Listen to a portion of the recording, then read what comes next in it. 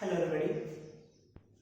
Today we are starting the next topic from human health and diseases. In last lecture we studied the vaccination. Okay, so now we are starting the next point, that is tissue grafting. It is also an most important topic. Tissue grafting, which is also called as organ transplantation.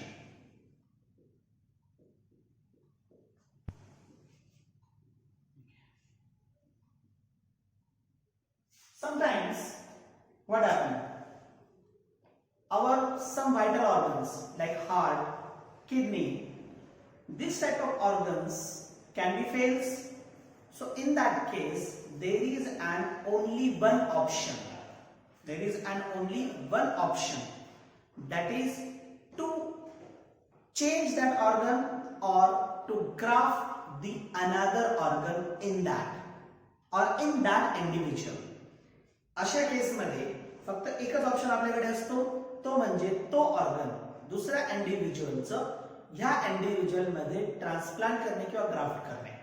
ठीक आहे. So the procedure of that grafting is called as a tissue grafting. In that we transplant the organ from one individual to another individual. Hence it is called as the organ transplantation. Okay. So before starting the organ transplantation point, we have to first see the background of that. का गरजेचं आहे?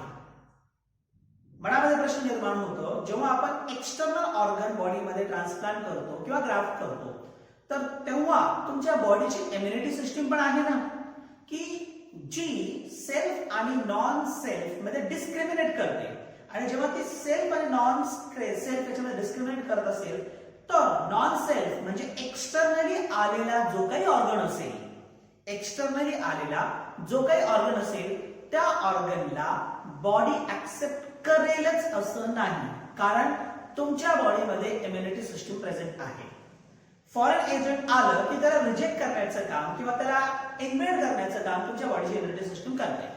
मग तुमच्या बॉडीची immunity system हे जर असं काम करत असेल, तर मग त्यावेळेस तुमच्या त्या इम्युनिटी सिस्टीमला स्पेसिफिकली या ऑर्गनसाठी जो आपण ट्रान्सप्लांट करतोय, तर त्याला सप्रेस करणं गरजेचं आहे.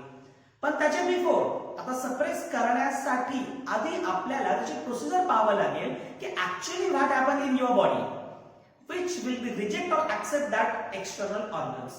ज्यावेळेस एक्सटर्नल ऑर्गन त्याला ऍक्सेप्ट करायचं किंवा रिजेक्ट करायचं, त्यावेळेस तुमच्या बॉडीमध्ये ऍक्च्युअली काय होत असेल, तर हे तुम्हाला माहित असणं गरजेचं आहे. मग ऑर्गन ट्रान्सप्लांटेशन मध्ये एक सर्वात महत्वाचं कन्सेप्ट ज्याचं नाव या ठिकाणी घेणं महत्वाचं आहे, that is we called HLA system. आपण त्याला नाव देतो, that is an HLA system. HLA system, what is a HLA system? Simply HLA system, that is human leukocyte antigen. हे दोन प्रकारचे असतात, वेगवेगळ्या सेल्स वरती असतात. आपण हे नंतर पुढे जाऊन पाहणार आहोत. हे जो लॉंग फॉर्म झालं, human leukocyte antigen. Antigen is a specific protein. ठीक आहे. मग हे जे ह्यूमन ल्युकोसाइट अँटीजन आहे, तर हे human leukocyte antigen it is responsible for compatibility of the various tissues to recognise it. हे कशासाठी रिस्पॉन्सिबल आहे? व्हेरियस टिश्यूज मध्ये कंपॅटिबिलिटी रिकॉग्नाइज करण्यासाठी, म्हणजे तो टिश्यू आपल्याबरोबर कंपॅटिबल आहे की नाही हे रिकॉग्नाइज करण्यासाठी. जेव्हा आपण बॉडीतलं एक टिश्यू दुसऱ्या बॉडीच्या दुसऱ्या पार्ट मध्ये, म्हणजे त्याच बॉडीचं टिश्यू त्याच बॉडीच्या दुसऱ्या पार्ट मध्ये जेव्हा ग्राफ्ट करतो किंवा ट्रान्सप्लांट करतो, तर तेव्हा it will be directly compatible. आपण डायरेक्ट म्हणू शकतो की कंपॅटिबल आहे, कारण काय, ते एकाच बॉडीचा पार्ट आहे. परंतु जेव्हा हे अदर बॉडीचं पार्ट येणार आहे, तर मग त्यावेळेस त्याचे प्रॉब्लेम आहे. मग हे आहेत ते कंपोनंट. HLA हे आहेत ते अँटीजन्स, जे अँटीजन्स काय करतात, ते रिकॉग्नाइज करतात whether the tissue is external or internal. The tissue is self or non self, हे त्याला काय करतं, रिकॉग्नाइज करण्याचं काम करतं. It is also called as, म्हणजे कम्पेटिबिलिटी कन्फर्म करण्याचं काम याचं आहे ना, म्हणून it is also called as, second name also called MHC complex or MHC protein. आता MHC प्रोटीन काय आहे? MHC protein that is major histo compatibility complex, which is also called as the protein. Major histocompatibility complex or which is also called as MHC proteins. त्यांना आपण MHC protein सुद्धा म्हणतो. मग आता हे जे मेजर हिस्टोकम्पॅटिबिलिटी कॉम्प्लेक्स कुठून आले, कसे आले, स्पेसिफिकली आपल्याला हे कळत असेल की आता हे स्पेसिफिकली अँटीजेन्स आहेत आणि हे अँटीजेन्स आपल्या बॉडीच्या त्या स्पेसिफिक सेलवरती प्रेझेंट असतील for the purpose of immunity. मग जे स्पेसिफिक सेल इम्युनिटीसाठी काम करतात पण त्या स्पेसिफिक सेलवरती या प्रकारचे अँटीजेन प्रेझेंट असतात. म्हणजे काय करतील, एक्सटर्नल येणारे जे कंपोनंट आहेत त्या कंपोनंटचं कम्पॅटिबिलिटी रिकॉग्नाइज करण्याचं काम करेल. कम्पॅटिबल असेल ऍक्सेप्ट केलं जाईल, कम्पॅटिबल नसेल तर रिजेक्ट केलं जाईल. या पद्धतीने काम होतं.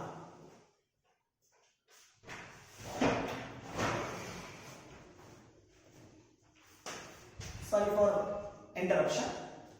मग आता या ठिकाणी तुम्हाला ही कंडिशन समजून घेणं गरजेचं आहे.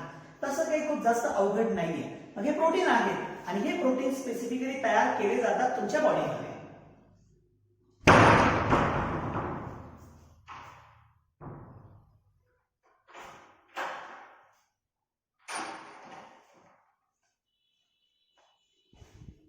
हे जे प्रोटीन्स आहेत हे प्रोटीन्स तुमच्या बॉडीमध्ये स्पेसिफिकली तयार केले जातात. मग तयार करण्यासाठी specific genes are responsible for that.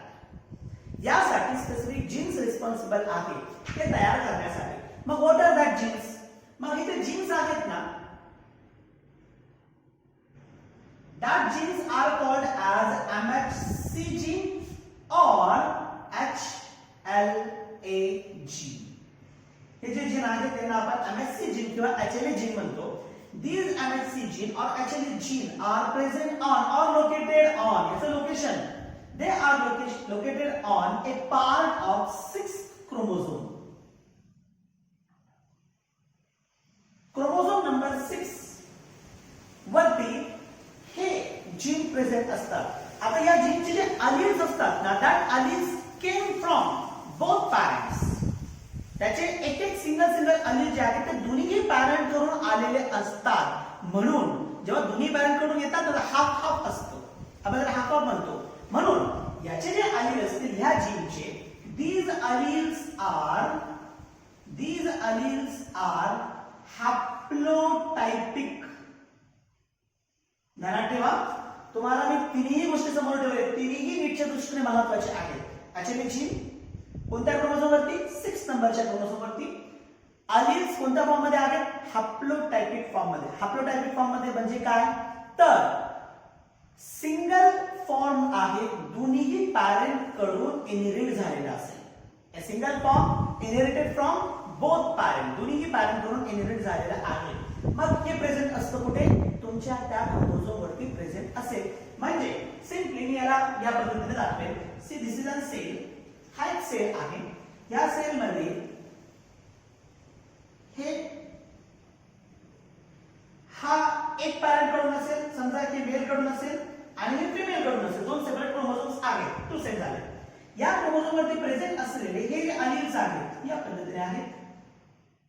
ठीक आहे, जे दोन्ही पॅरेंट कडून आलेले असतील म्हणजे it recognises the haplotype condition. हे काय करतात? हॅप्लोटाइप कंडिशन रिकॉग्नाइज करतात.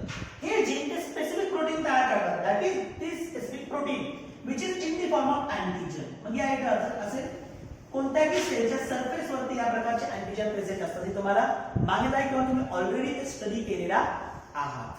इथपर्यंत समजते तुम्हाला? मग हे ते अँटीजन आहे. दिस इज an HLA अँटीजन. हे झालं ते HLA अँटीजन. ठीक आहे, तर याच्यामध्ये ॲबिलिटी आहे. In this there is an ability. यामध्ये ती ॲबिलिटी असेल. कोणती ॲबिलिटी आहे? To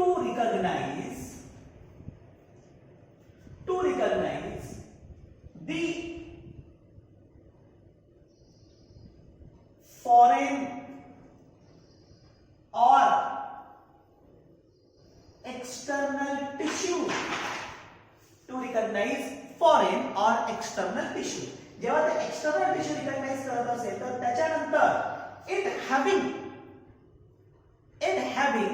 the ability or responsibility, ही त्याची ॲबिलिटी आहे फ्रॉम बॉडी किंवा रिस्पॉन्सिबिलिटी असेल बॉडी कडून, काय त्या ऑर्गनला ऍक्सेप्ट करणे किंवा रिजेक्ट करणे. To accept or to reject. Body त्याला ऍक्सेप्ट करू किंवा रिजेक्ट करू. आपण म्हणतो ना की एखाद्याच्या मध्ये ऑर्गन ट्रान्सप्लांट केला गेला किंवा ग्राफ्ट केला गेलेला आहे, परंतु त्याच्या बॉडीने त्याला रिकॉग्नाइज केलं नाही, काढावं लागलं. आपण असं ऐकतो का रिजेक्ट झाले. का रिजेक्ट झालं तर रिजेक्ट करणारा कॉम्पोनंट तिथे प्रेझेंट आहे, त्यानं कम्पॅटिबिलिटी मॅच केली आणि कम्पॅटिबिलिटी म्हणजे या MHC न किंवा HLA न कम्पॅटिबिलिटी मॅच केली आणि त्यानुसार ऑर्गन काय केलं बॉडीमध्ये ऍक्सेप्ट केलेला आहे. ठीक आहे. मग ही कम्पॅटिबिलिटी पॉसिबल कधी आहे हा प्रश्न निर्माण होतो. आपण कधी ऐकलेलं असेल की ऑर्गन ट्रान्सप्लांटेशनच्या वेळेस काही गोष्टी पाहिल्या जातात. एक तर ब्लड ग्रुप मॅचिंग पाहिलं जातं. सेकंड थिंग ऑर्गन रिलेटेड म्हणजे जे क्लोजली रिलेटेड इंडिव्हिज्युअल्स असतात त्या क्लोजली रिलेटेड इंडिव्हिज्युअल्सचे ऑर्गन असावे. आपण असं त्याला म्हणतो की या कंडिशन्स मध्ये ऑर्गन ट्रान्सप्लांटेशन किंवा ऑर्गन ग्राफ्टिंग हे सक्सेस होतं किंवा टिश्यू ग्राफ्टिंग हे सक्सेस केलं जातं. याचं कारणच असं आहे की जर क्लोजली रिलेटिव्ह असतील, फॅमिली मेंबर्स असतील, सिमिलर ब्लड ग्रुप असलेला असेल, मे बी आयडेंटिकल ट्विन्स असतील, तर अशा केस मध्ये MHC हे दोघांमध्येही सिमिलर असतात आणि सिमिलर असल्या कारणानं कम्पॅटिबल ऑर्गन रिकॉग्नाइज करून त्या ऑर्गनला ऍक्सेप्ट केलं जातं, रिजेक्ट केलं जात नाही. हेच सक्सेस रेशो हे क्लोजली रिलेटेड इंडिव्हिज्युअल्स मध्ये काय असतं जास्त असतं as compare to different individuals, वेगवेगळ्या इंडिव्हिज्युअल्सच्या कंपॅरिझन मध्ये. हे तुम्हाला आधी क्लिअर होत असेल. मग इथं जी ऍक्सेप्टेबिलिटी आहे किंवा जे काही ऑर्गन ऍक्सेप्ट केलं जात असेल तर त्याचा रेशो वाढण्याचे चान्सेस कशामुळे आहे. मग MHC similar only when the individuals म्हणजे donor as well as individuals, हे काय असेल donor as well as host, दोन्ही individual similar only when individuals are identical twins. हे कधी पॉसिबल असेल जेव्हा इंडिव्हिज्युअल आयडेंटिकल ट्विन्स असतील or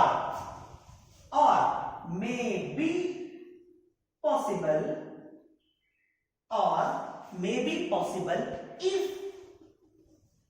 if they are closely related. हे पॉसिबल होऊ शकतं जर हे काय असतील क्लोजली रिलेटेड असतील.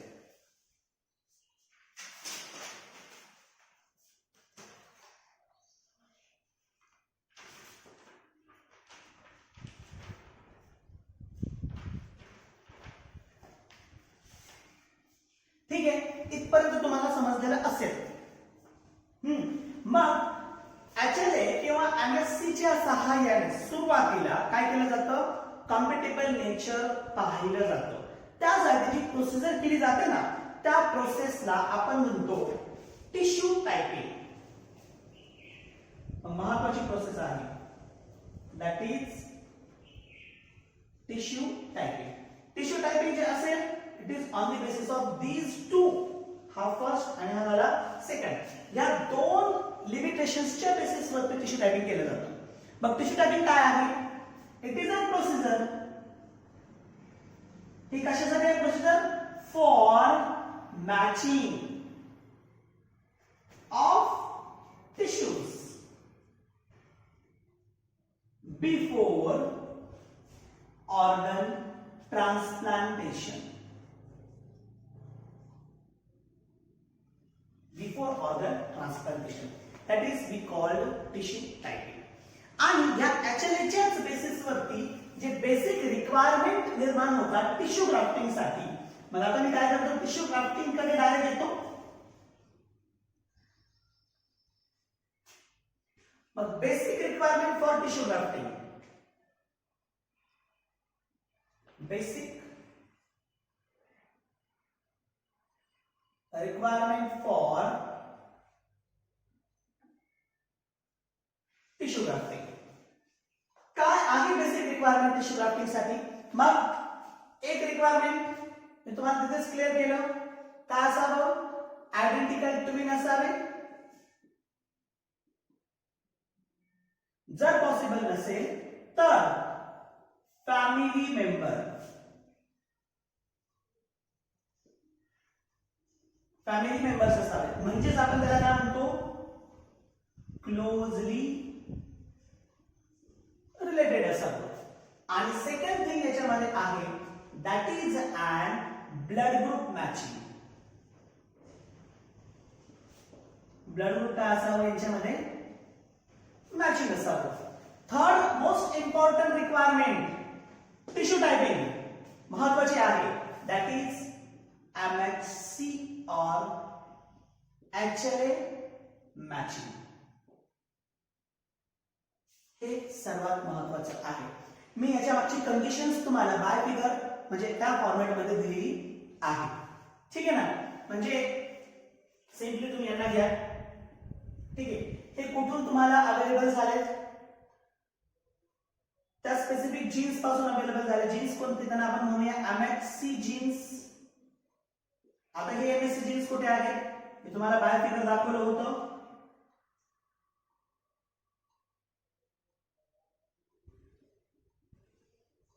ठीक आहे. तर हे या ठिकाणी आहे. आता या फॉर्मला आपण काय म्हणतो? हॅप्लोटाइप म्हणतो. हे त्यांचे अलिडिक फॉर्म आहे हॅप्लोटाइप मध्ये. मग हे MHC genes they are responsible to form, हे काय करतील? फॉर्मेशन करतील. They are responsible to form the MHC proteins, ज्यांना आपण म्हणतो HLA अँटीजेन्स. ठीक आहे. हे फॉर्मेशन करतील. हे HLA अँटीजेन कुठे आहे? मी तुम्हाला व्हिडिओने दाखवलं होतं. HLA अँटीजेन कुठे आहे? तर इथे आहेत ते अँटीजेन्स. म्हणजे they are present on the surface of cell. ठीक आहे. हे HLA अँटीजेन असतील. मग हे जे MHC प्रोटीन आहे, हे MHC प्रोटीन तसं बॉडीमध्ये दोन प्रकारचे असतात. These MHC protein are of two types. एक MHC1 आणि दुसरं आहे MHC2. असे दोन प्रकारचे असतात. वन इज MHC1 आणि second one is MHC2. MHC1 almost all cell मध्ये प्रेझेंट असतात, फक्त RBC वरती नसतात. प्रेझेंट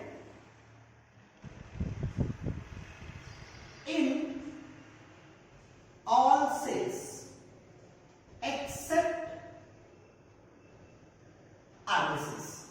RBCs सोडता सगळ्या प्रकारच्या सेल मध्ये MHC1 प्रेझेंट असतात. तर MHC2 जे आहे they are present on antigen presenting cells. कशामध्ये प्रेझेंट आहेत? They are present on the antigen presenting cell. मी APC शॉर्ट फॉर्म मध्ये दिलेला आहे. Antigen presenting cell. Antigen presenting cell आपण ऑलरेडी बघितलेले आहेत. मॅक्रोफेजेस, मोनोसाइट्स, न्यूट्रोफिल्स वगैरे काय असेल हे अँटीजन प्रेझेंटिंग सेल आहे, ज्यावरती MHC2 प्रेझेंट असतात. आणि MHC1 हे जवळपास तुमच्या बॉडीच्या सगळ्या सेल वरती प्रेझेंट असतात, ज्यांचं काम रिकॉग्नाइज करणे आहे टिश्यूला. ठीक आहे. आणि त्यानुसार ते एकदा ऍक्सेप्ट करतील किंवा रिजेक्ट करतील. These are basic requirement for the tissue grafting. Okay. Now next we have to study the types of tissue grafting. यानंतर आपल्याला स्टडी करायचा आहे टिश्यू ग्राफ्टिंगचे प्रकार. तुम्हाला आता रिक्वायरमेंट क्लिअर झाली असेल की ऍक्च्युली काय गरजेचं आहे टिश्यू ग्राफ्टिंग पर्पजेस साठी. मग टिश्यू ग्राफ्टिंग मध्ये आपण बघितलेलं आहे 3 कंपोनेंट त्यामध्ये महत्वाचे आहेत. आता ऑर्गन ट्रान्सप्लांटेशन मध्ये जे महत्वाचे गोष्टी असतील त्याचे टाइप्स. त्याच्यापूर्वी आता समजा एक प्रश्न तुमच्या मनामध्ये निर्माण झालेला असेल. मग जर समजा ऑर्गन स्पेसिफिक ऑर्गन्स आहेत, समजा हार्ट असेल, किडनी असेल, महत्वाचे ऑर्गन्स आहेत, आणि जर समजा क्लोजली रिलेटेड इंडिव्हिज्युअल पासून अवेलेबल झाले नाही, जर समजा क्लोजली रिलेटेड इंडिव्हिज्युअल पासून अवेलेबल झाले नाही, मग आपण काय करतो? एक्सटर्नली त्याला अवेलेबल करून घेतो. मग अशा केसमध्ये ब्लड ग्रुपचा जास्तीत जास्त विचार केला जातो की सिमिलर ब्लड ग्रुप असावा. मग ऑर्गन अवेलेबल झाला, पण आता बॉडीकडून चान्सेस आहे त्याला रिजेक्ट करण्याचे. मग रिजेक्ट न व्हावं म्हणून ड्युरिंग ऑर्गन ट्रान्सप्लांटेशनच्या वेळेस एक महत्वाचं ड्रग त्या इंडिव्हिज्युअलला किंवा त्या पेशंटला दिला जातो. त्याला आपण म्हणतो इम्युनोसप्रेसंट. काय आहे? To avoid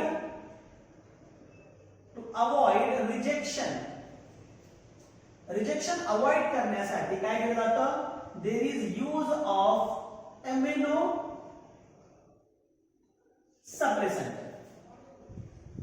सप्रेसंट drug.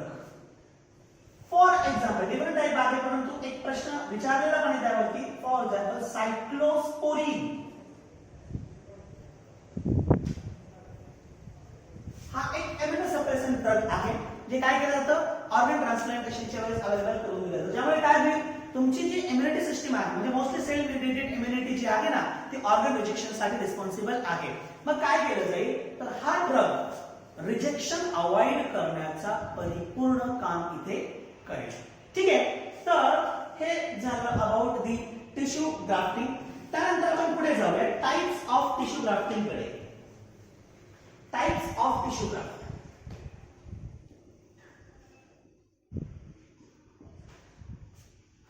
यावरती डिपेंड करतं की सक्सेस रेशो कशामध्ये जास्त आहे. या टाइप्स वरती डिपेंड करेल की सक्सेस रेशो कशामध्ये जास्त प्रमाणामध्ये आहे. मग यामध्ये first type of tissue graft is that is autographed.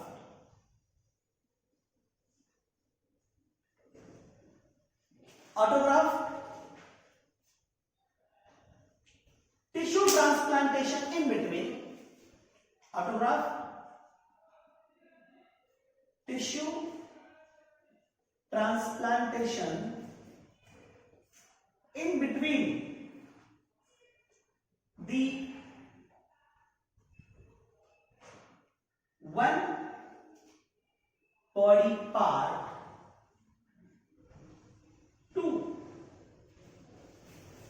another body part of same individual. For example, हाताचा टिश्यू बदलायचा आहे, पायाचे टिश्यू यूज केले. एकाच इंडिव्हिज्युअल मधले जे टिश्यूज आहेत त्या ठिकाणी काय केले गेले? ते वापरले गेलेले आहेत. सो ऑटोग्राफ आपण त्याला म्हणतो. एकाच इंडिव्हिज्युअल मधल्या एका बॉडी पार्ट मधून दुसऱ्या बॉडी पार्ट कडे गेला करतो, आपण ट्रान्सफर करतो. आणि सर्वात जास्त success ratio, most successful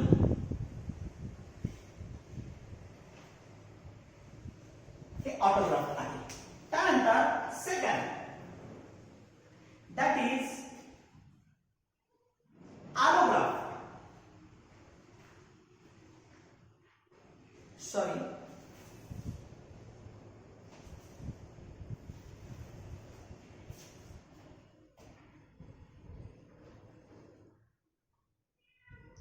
the second type is an isograft.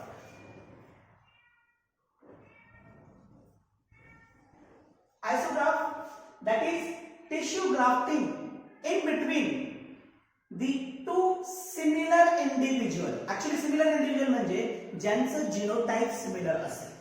Two individual which or their genotypes are similar. ज्यांचं जीनोटाइप काय असेल? सिमिलर असेल. इथं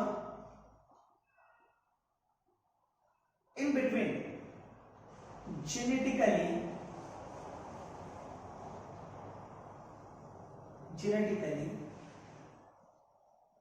similar individual.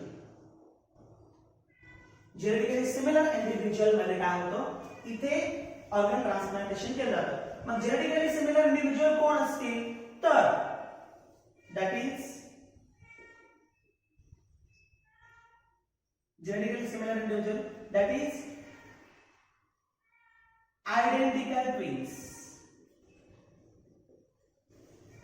याला आपण मोनोझायगोटिक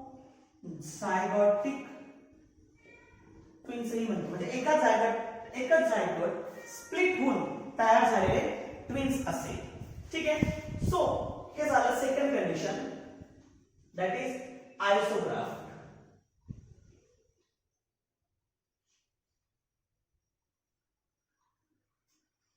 त्यानंतर third, that is homograph.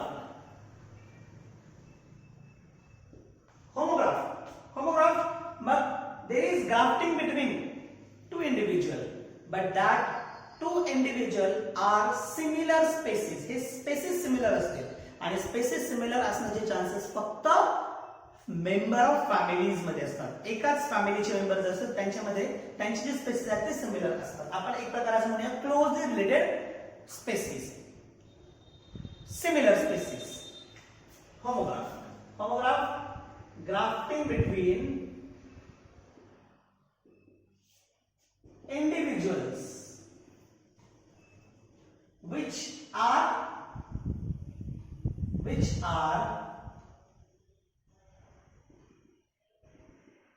similar species. दोन्ही काय असतील? सिमिलर स्पेसिस असतील, म्हणजेच आपण त्याला म्हणतो family members, closely related. That is called as the homograph. And the last graph is, that is heterograph.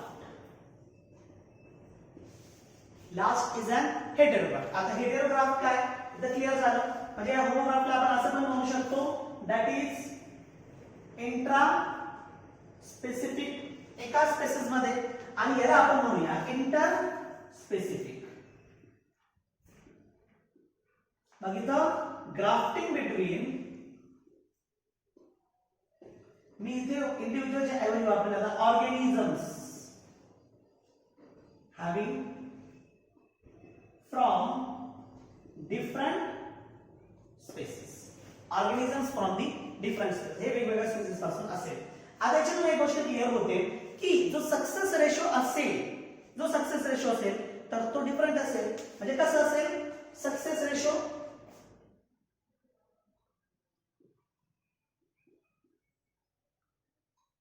तुम्हाला क्लिअर होत असेल सक्सेस रेशो कोणामध्ये आणि कसं जास्त असेल?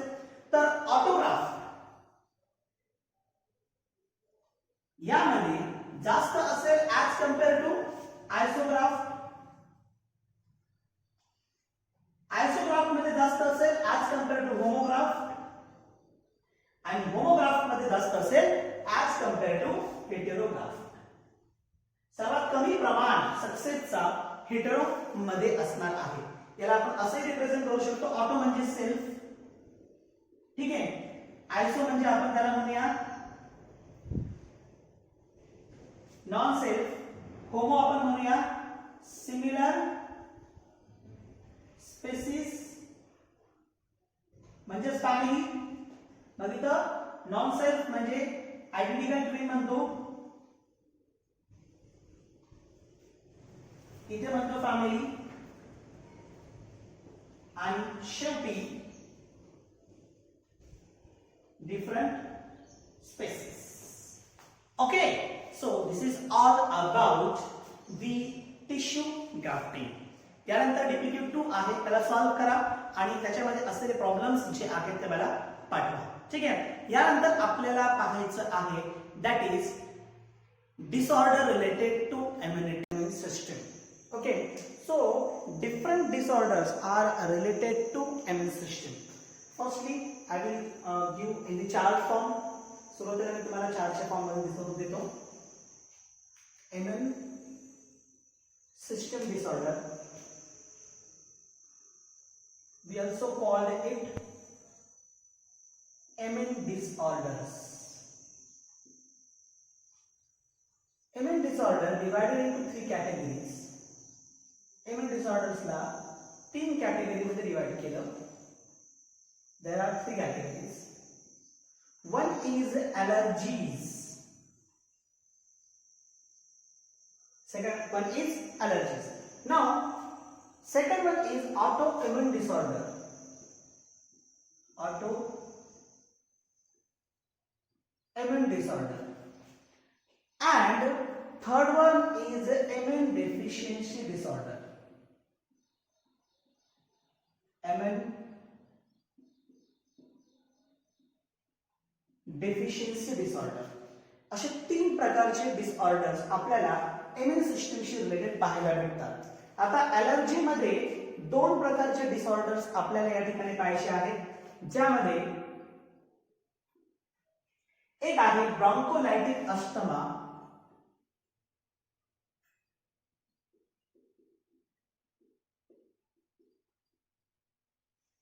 आणि सेकंड इम्पॉर्टंट जो याच्यामध्ये आहे दॅट इज अनाफिलॅक्टिक अस्थमा.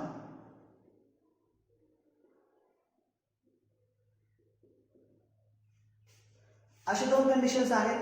तर ऑटो इम्युनिटी रिलेटेड भरपूर प्रमाणामध्ये डिसऑर्डर्स आहेत, ते आपण वन बाय वन सेपरेटली पाहणार आहोत.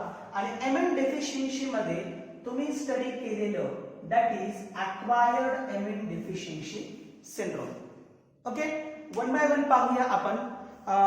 त्यामध्ये पहिलं जे आहे दॅट इज अन ॲलर्जी.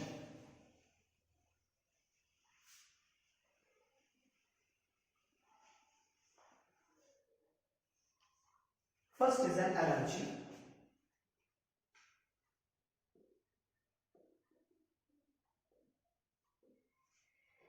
हे पहा, आपण समजा आपली एखादी प्लेस चेंज केली, एका ठिकाणाहून दुसऱ्या ठिकाणी गेलो, एका गावातून दुसऱ्या गावात गेलो, एका शहरातून दुसऱ्या शहरात गेलो, तर पहा तिथं काही गोष्टी तुम्ही पॉइंट आउट केलेल्या असतील. मे बी तिथे गेल्यानंतर सोर थ्रोट होत असेल, रनी नोज रन होत असेल, म्युकस बाहेर पडत असेल, किंवा आईज मधून टीयर्स बाहेर पडत असतील, पॉसिबिलिटी. म्हणजे काही असे सिम्पटम्स तुम्हाला पाहायला भेटतात की जे तुम्ही ज्या ठिकाणी आधी राहत होते त्या ठिकाणी नव्हते. those symptoms which are not present where you are staying, but some symptoms temporarily comes in your body when you change your place. When you return to your actual staying place, then that symptoms automatically will be disappeared.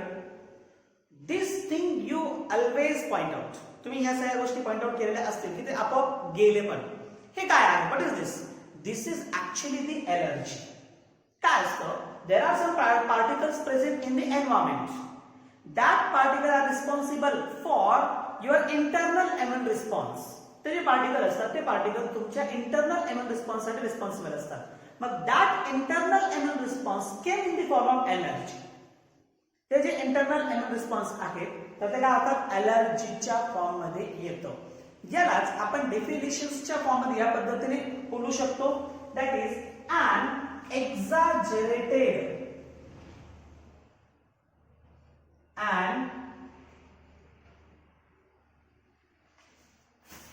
an exaggerated response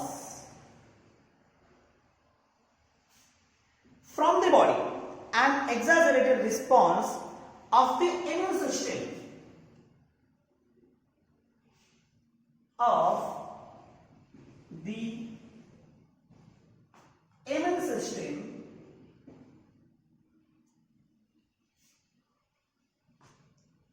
due to the some environmental particles or due to the presence of specific particle in the environment. Due to presence of specific particles in environment. Now this immune response of the immune system, हे जे response असेल immune सिस्टमचं, that is we called the allergy. आपण त्याला काय म्हणतो? We called it allergy. या ठिकाणी मी तुम्हाला सांगितली प्रेझेन्स ऑफ स्पेसिफिक पार्टिकल्स. काही स्पेसिफिक पार्टिकल्स यासाठी रिस्पॉन्सिबल आहेत. Now that specific particles, that specific substances, तुम्ही याला अँटीजेनही म्हणू शकता, एक्सटर्नल अँटीजेनही तुम्ही यांना म्हणू शकता, कारण एक्सटर्नल एजंट्स आहेत. मग हे जे स्पेसिफिक सबस्टन्सेस किंवा अँटीजेन्स असतील, which are responsible for allergy called as allergen. मग इथं substances responsible for allergy, जे substance allergy साठी responsible असेल, that substances are called allergens. अशा सबस्टन्सेसला आपण काय म्हणतो? allergens. मग which are that allergens? Examples. some allergens चे examples आहेत ज्यामध्ये आपण घेऊया pollen grains or the pollen or mites in dust. त्या एरियाच्या डस्ट मध्ये काही माइट्स असतील किंवा एनिमल डेंडर किंवा एनिमल डेंडर म्हणण्यापेक्षा डॅंडर म्हणा. एनिमल डॅंडर ऍक्च्युली तुम्ही सिंपली त्याला डॅंड्रफ ही म्हणू शकता. केसांमध्ये किंवा स्किनवरती काही छोटे छोटे इन्सेक्ट प्रेझेंट असतात. मग हे जे पार्टिकल्स किंवा हे जे सबस्टन्सेस असतील, हे सबस्टन्सेस अशा प्रकारच्या अलर्जिक कंडिशनला रिस्पॉन्सिबल आहेत.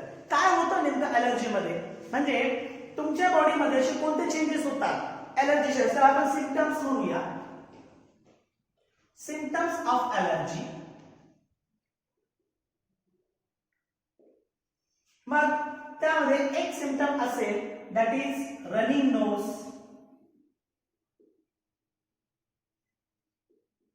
एक सिम्पटम आपल्याला पाहायला भेटतो स्नीजिंग.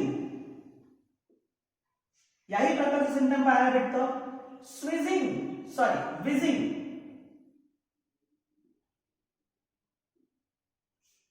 अशा प्रकारचे सिम्पटम आपल्याला पाहायला भेटतं. या व्यतिरिक्त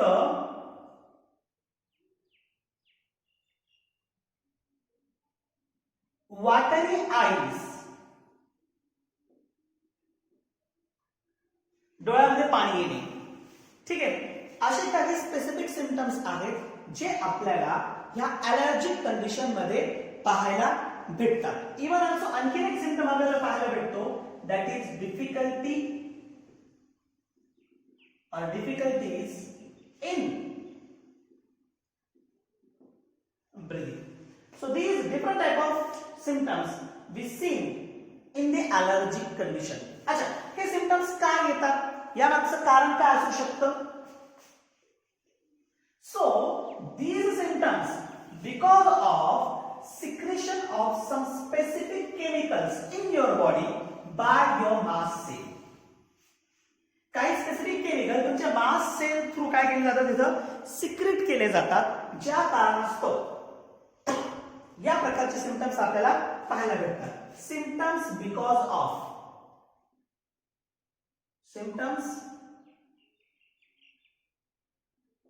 कशामुळे आहे? Because of some chemicals. त्याला आपण इन्फ्लामेटरी केमिकल्स म्हणतो. Because of inflammatory chemicals.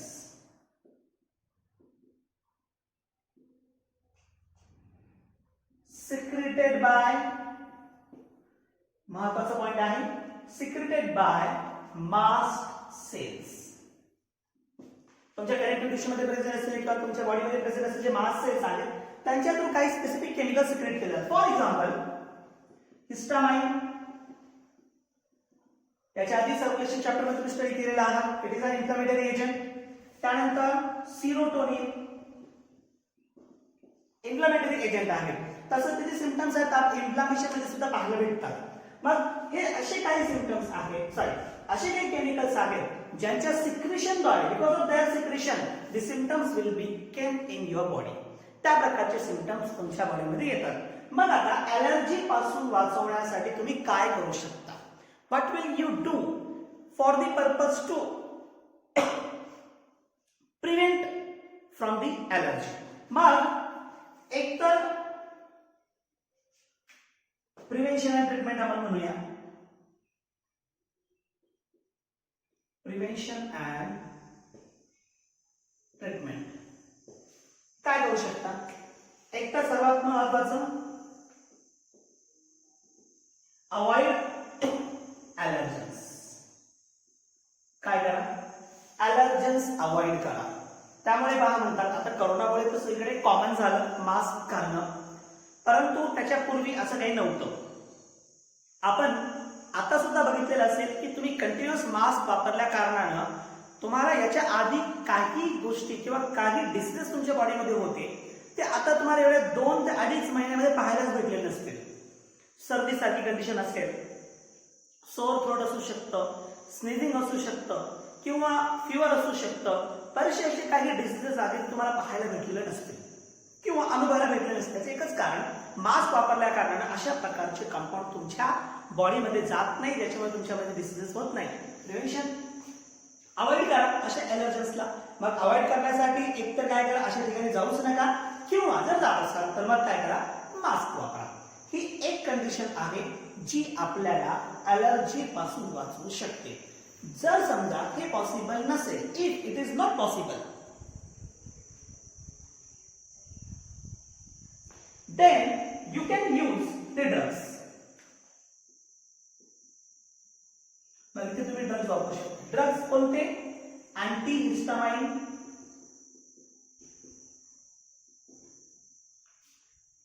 किंवा स्टेरॉइड, ठीक आहे, किंवा ॲड्रेनालाइन. अशा प्रकारचे ड्रग्ज तुम्ही यूज करू शकता for the purpose to prevent this type of condition. ठीक आहे. एक कंडिशन पण मला तुम्हाला सांगायची आहे, म्हणजे ही करंट सिच्युएशन आहे की सध्याच्या कंडिशनला बदलती जीवनशैली म्हणजे चेंजिंग लाईफस्टाईल आपण ज्याला म्हणतो, it affect on the human being. जी लहान मुलं असतात सुरुवातीच्या काळामध्ये खूप जास्त केअर, कंट्रोल्ड कंडिशन मध्ये ठेवणे, ओपन एन्व्हायरमेंट मध्ये न जाऊ देणे, अशा प्रकारच्या गोष्टी आपल्याला पाहायला भेटतात. ड्यू टू दॅट ही मुलं जेव्हा वाढतात किंवा मोठी होतात त्यावेळेस ह्या मुलांमध्ये ॲलर्जी सर्वात जास्त प्रमाणामध्ये पाहायला भेटते. म्हणून ॲलर्जी आता काय झाली, यांसारख्या लोकांमध्ये सिव्हिअर कंडिशन मध्ये गेलेली आहे. आणि हेच ते कारण आहे की ॲलर्जिक व्हेरियस कंडिशन्स आपल्याला मुलांमध्ये पाहायला भेटतात, ज्यामध्ये समजा मी तुम्हाला याचे 2 प्रकारही तुम्हाला सुरुवातीला चार्टमध्ये दाखवलेले आहेत, ते आपण पाहणार आहोत. मग ते सिव्हिअर कंडिशन मध्ये जाते. मग कोणकोणत्या प्रकारचे डिसीजेस अशा कंडिशन मध्ये होऊ शकतात ते आपण पाहूया. मग यामध्ये एक कंडिशन आहे asthma, that is bronchiolitic asthma किंवा आपण त्याला म्हणतो ब्रॉन्कियल अस्थमा.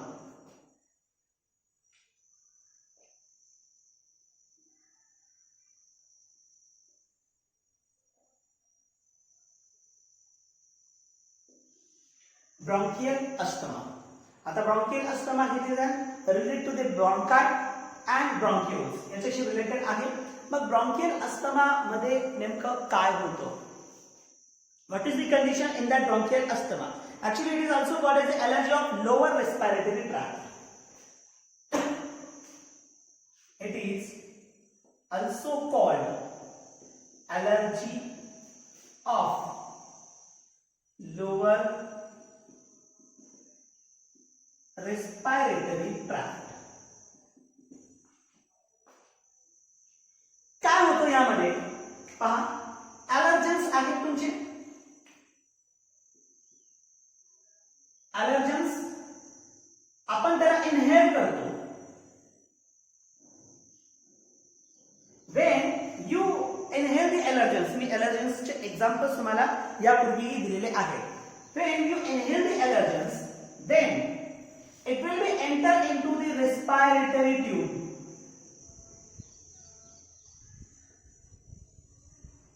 हे कुठे जाईल? It will be enter into the respiratory tube. जेव्हा हे respiratory tube मध्ये चाललं जातं तर इनर लाइनिंग जी आहे ना, इनर लाइनिंग, ही इनर लाइनिंग ह्या पार्टिकल्स बाबत सेन्सिटिव्ह असते. Inner lining is sensitive to that particles. Hence, because of that, this spasm of the muscles which are present in the inner lining of the respiratory tube.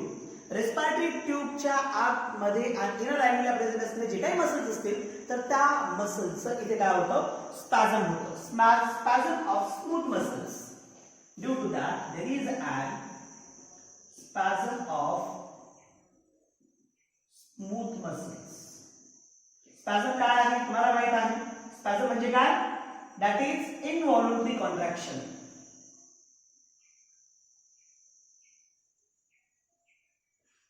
इनव्हॉल्युंटरी contraction म्हणजे कोणत्याही order शिवाय contraction muscles काय होतात ते contract होतात. तर ही condition यामध्ये निर्माण होते. मग हे जे काही मसल्स असते ब्रॉन्क्युल्स मधले तर त्या ठिकाणी काय होतं स्पॅझम. या स्पॅझममुळे चान्सेस असतात there is secretion of more and more mucus. Sensitivity आहे सिक्रेशन ऑफ म्युकस. जास्तीत जास्त म्युकस सिक्रेशन होतं and due to that there is and closing of bronchi and bronchioles. इथे काय होईल ब्रॉन्काय आणि ब्रॉन्क्युल्स क्लोज होतील आणि त्यामुळे अस्थमिक कंडिशन बॉडीमध्ये निर्माण होईल. There will be formation of asthmatic condition. मग different type of symptoms will be form. मग अशा केस मध्ये वेगवेगळे सिम्पटम्स इथं या डिसीज मध्ये येतात. मग विच आर दॅट?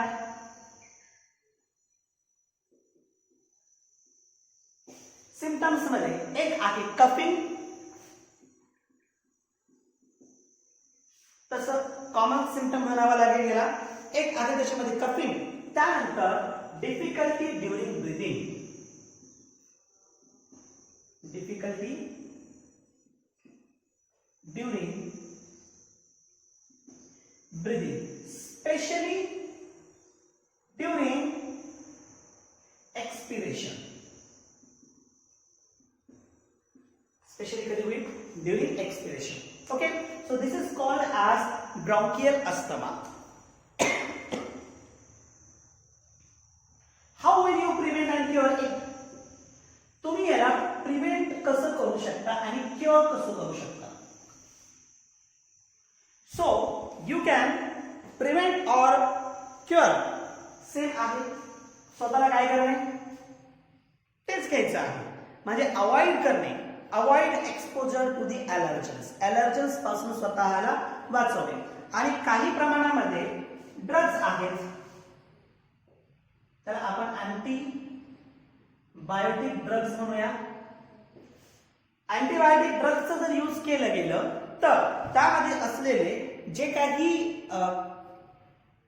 एलर्जन्स आहेत जे पॅथोजेनिक एलर्जन्स असतील तर त्यांना काय करता येईल इथं अवॉइड करता येईल. इव्हन मला काही ब्रॉन्काय ब्रॉन्क्युल्सला क्लोज केले ना मग ब्रॉन्को डायलेटर वापरा. You can use Bronco dilator drugs. असे ड्रग्स जे ब्रॉन्कायला काय करतात डायलेट करतात असे ड्रग्स तुम्ही या ठिकाणी वापरू शकता. Even also you can use inhalers for symptomatic relief. Inhalers for symptomatic relief. Okay, symptomatic relief साठी तुम्ही इनहेलरचा वापर इथे करू शकता. अँटीबायोटिक ड्रग्ज वापरू शकता, ब्रॉन्कोडायलेटर आणि inhalers. So these are all about the bronchial asthma and the last one is an anaphylactic shock.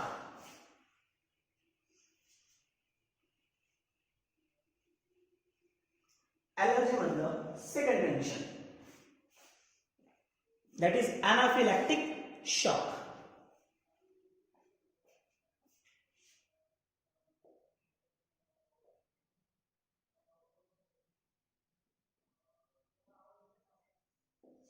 anaphylactic shock एक प्रकारे एलर्जी मध्ये सर्वात सिव्हिअर अशी एलर्जी. ही जी एलर्जी आहे ना anaphylactic shock याला आपण सिव्हिअर एलर्जी असं म्हणतो. मोस्ट सिव्हिअर एलर्जी म्हटलं तरी चालेल. आणि जे एलर्जन्स यासाठी रिस्पॉन्सिबल असेल मोस्टली अँटीबायोटिक स्वतः याच्यामध्ये रिस्पॉन्सिबल असतात लाईक पेनिसिलिन. काही बॅक्टेरिया काही फंगाय हे सुद्धा यासाठी रिस्पॉन्सिबल असतात. काय होतं म्हणजे हे जे एलर्जन्स आहेत हे एलर्जन्स ऍक्च्युली करतात काय शॉक म्हणजे एकदम डेथ पर्यंत घेऊन जाणे अशा प्रकारची कंडिशन निर्माण होते. मग काय आहे आपण लास्ट टाइम बघितलं की अस्थमामध्ये हे जे एलर्जन्स आहेत हे तुमच्या रेस्पिरेटरी ट्यूब मध्ये जातात पण इथं तसं नाहीये. इथं काय होतं your allergens will be enter into the blood. हे जे एलर्जन्स आहेत ते काय होतील? They will be enter into the blood. Blood मध्ये गेल्यानंतर सिमिलर आहे, सिक्रेशन आहे, that is secretion of histamine.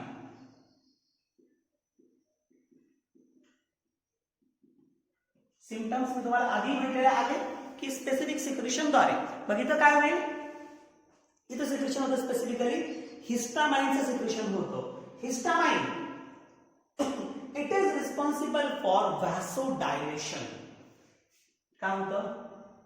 Vasodilation. Me vasodilation आधी पण सांगितलंय. ब्लड प्रेशर अशी आहे, ठीक आहे, see like this.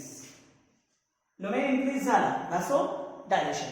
It is responsible for vasodilation. Even also lumen increase झाल्या कारणाने वॉल जो आहे तो वॉल थिन झालाय. आणि वॉल थिन झाल्या कारणानं इथे काय झालं? इथे वॉल थिन झालेले आहेत. त्यामुळे इथे जो ब्लड त्या ब्लड व्हेसल मधून जात आहे तर त्याचं प्रेशर आपोआपच काय होतो? डिक्रीज होतो. आणि ब्लड त्या वॉल मधून बाहेर जाण्याची परमियाबिलिटी इन्क्रीज होते. मी असं म्हणेन permeability of blood vessels will be increased. पहा, ब्लड वेसलची परमियाबिलिटी काय होते? इन्क्रीज होते. होईल काय? ही ब्लड वेसल आहे, आतमध्ये हे ब्लड कंपोनंट आहे, हे ब्लड आहे आतमध्ये. परमियाबिलिटी इन्क्रीज झाल्यामुळे हे काय होईल? It will becomes out. हे बाहेर येईल. त्याला आपण म्हणतो लीक. मग काय होईल? मी तर रेड मध्ये दाखवतो. Fluid leaked from blood vessels. इथं ब्लड व्हेसल मधून फ्लूइड काय होईल? लीक होईल. ब्लड व्हेसल मधून फ्लूइड लीक झाल्या कारणानं there is an decrease in blood pressure. इथं काय होईल? ब्लड प्रेशर डिक्रीज होईल. Permeability of blood vessels increase झालं म्हणजे ब्लड बाहेर जायला लागले.